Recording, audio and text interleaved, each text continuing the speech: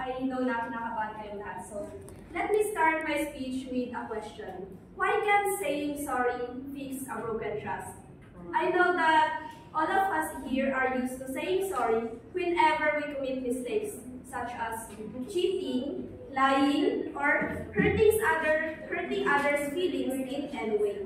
It could be your friends, families, or lover. But do you realize, after saying sorry, do you realize the damage you've done to that person? Do you think saying sorry is enough compensation for what you've done? Don't you think that sorry is just an excuse? So many questions, right? Well, listen carefully and let me tell you why saying sorry is not enough compensation whenever you make a mistake. Because it should be accompanied with self-reflection, change, and acts of improvement. Keep in mind that once you've broken someone's trust, it's not easy to bring it back or get it back. Breaking someone's trust is like breaking a delicate glass. The pieces might be there, but it will never go back to its original form. Keep in mind that that person whom you broke, or yung tao na sinira mo yung tiwala sa'yo is pwede ka pang patawarin. They could forgive you for the sake of their peace of mind. But the broken trust will be hard to restore. It will take a lot of effort on your part to do so. You need to show them that you've learned from your mistake, that you're truly remorseful, and that you are committed to building that trust again. And mind you, people, not all mistakes are forgivable.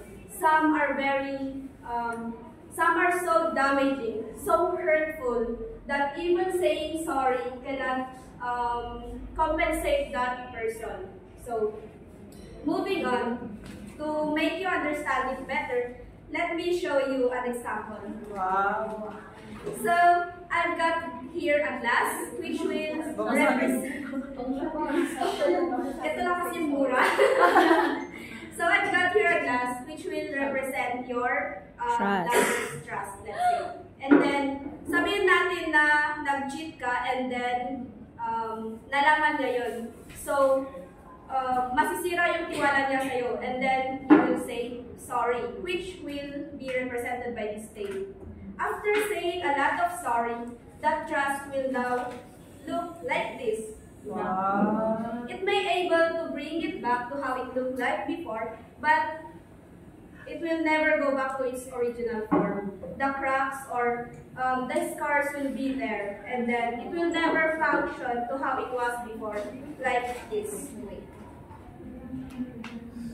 So, nung hindi pa siya nasira, yung mga sinasabi mo, pwede pa niyang paniwalaan. But then, noong nasira na yung trust na yun, it will be like this. Everything you will say and do will be doubted by your lover. Why? Kasi nga sinira mo na yung tiwala niya. So, I want you to get the message of this speech that apologies without actions are just empty words. That's all.